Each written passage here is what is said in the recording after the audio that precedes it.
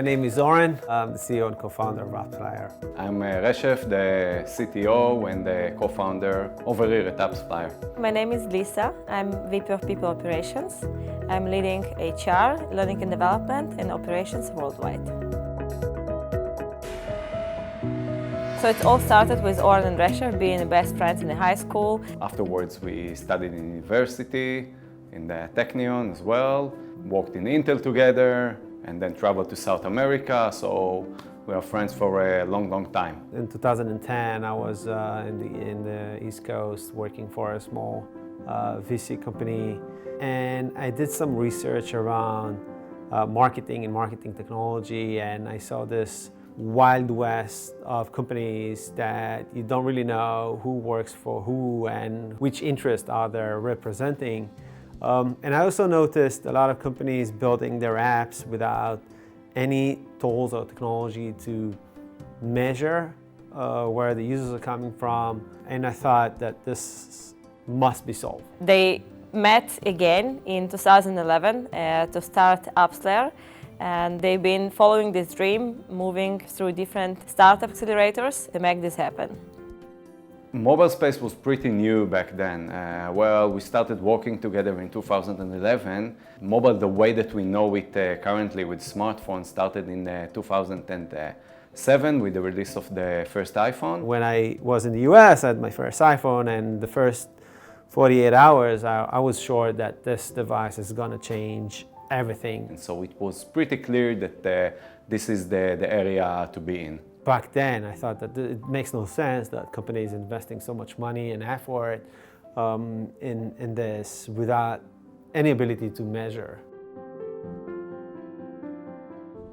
It wasn't a big idea at the beginning. We thought that companies need to have the technology to measure where the users are coming from, the user acquisition cost and the return of investment and the lifetime value. They have to have it in order to have business, to stay in business, but not only to stay in business, just to make sure that we as consumers, as people that use smartphones, that we see something that is relevant for us and not just random things on this small screen device. And attribution is a critical component to make everything more efficient and improve this user experience for us as consumers as well.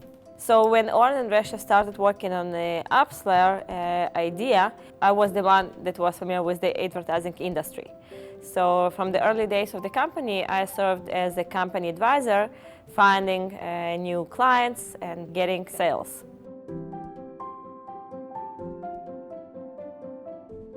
In order to write the first line of code, and this is what I did in the beginning, you got to have a name for the company. And actually, that was my brother's idea. But at some point in time, I said, I just want to start working. So the next name that comes up, I'm going to agree, and we'll just go with that. And the first name that came up afterwards was AppsFlyer.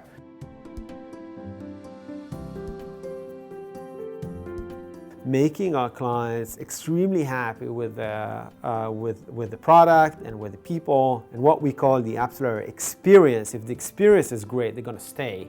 And this is the top priority for us as a company. I believe that this is something that also got us to the point where we are. We always knew to do the trade-off between investing in the technology, the purity of the product, and taking shortcuts in order to make the customers satisfied.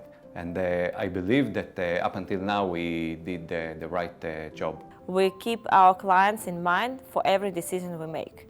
And by clients, I mean internal and external clients. Myself, serving as a people operations for 500 employees today, my clients are internal clients, are company employees. And I believe that for me to succeed in my role, I need to keep our company employees in every decision I make. If we want to be customer obsessed, we need to be obsessed with our people, because the people are taking care of our clients, not the company. The innovation. And I know that innovation is pretty used word, but this is something that got us to where we are, since we had to deal with such a scale that is growing up all the time. I think that core of AppsFlyer and what we really bring inside of us through the years is family spirit. The obvious answer would be the product, right? So we are producing and building a product that is mission critical to our clients. It's critical for their success. They use it every day. From early days, when we started the company and we were just 5, 10, 30 people, we always paid attention to include families in company events and bring families together, because it's not only employees that work in the company, it's their families, spouses, kids, parents. They are all part of big AppsFlyer family. But I think that the most important thing that we're building is the company. And what is building a company? This is something that I ask myself. It's about culture. Company culture is evolving. I don't think that culture is something that is static. It's evolving with the company. It's scaling over the times. It's accountability. People are responsible and they know what is required from them. We need to build a culture that will allow us to win this market in the long term, because products and features come and go. Now the question is, what will allow us to build a product that will have a significant impact on the market in the future, 5, 10 years from today? The answer is the culture. For me, all in means using my full potential in my personal and professional life. When you're making a decision to work for a company, you're making an all-in move. Now the question is, are you realizing it? Do you understand that it's an all-in move? And are you actually acting like that? And starting this company, this is what I've been doing. And then I saw other people doing the same thing and develop themselves in ways that was surprising to them and was surprising to me. And I asked myself, what was this element there that enabled all that with me and other people? And I said, yeah, that's the all in. This is the thing that you're not distracted with other things. This is what you do, and you do the maximum you can and the best you can, and this is how you develop yourself to the max. And what company brings back is bringing you an opportunity to be successful and to fulfill your potential. We never imagined we'll reach this level. At the beginning, you're in a survival mode. You don't know if you're going to survive the next half year, and the next year, and the next 2 years. When we started, we were just 3 people working in a small apartment in Mandarin building. We didn't imagine that we will be 500 employees in 7 years. For me, I just wanted to write code and create some kind of a product. I can say now that I didn't even have a plan of where we are going to, or didn't give it too much thought back then. Where there's a will, there's a way. And I truly believe that when you put a goal for yourself and you know how you're going to achieve that, you're going to do that. Now, it's a complete different story. Now, not only that we're thinking long term, we are sitting on a much higher mountain, and we can see further what we can take this company.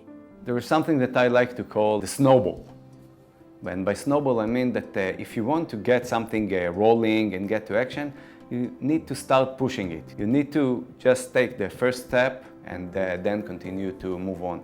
Otherwise, you'll never get to do what you want to do.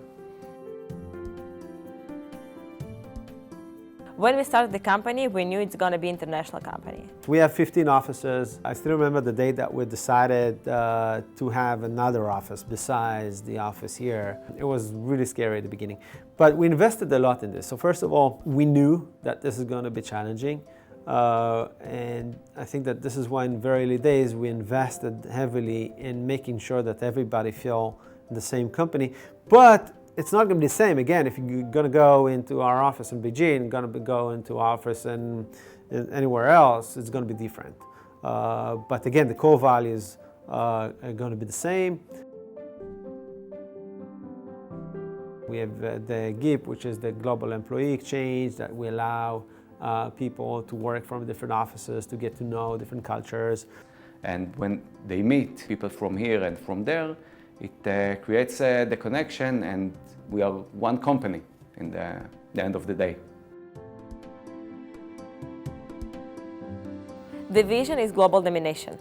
Marketing and marketing technology and advertising is going through a tremendous change, and I believe in the next 5 to 10 years it's going to go through even more rapid change, and we think that we can build something that is very meaningful to the market. We need to provide more products that will make our customers' lives easier. This is what we try to do up until now, and this is what we are going to do. This is going to be our guideline. Now the question is, how it's going to look like in 5 or 10 years from now? I don't know.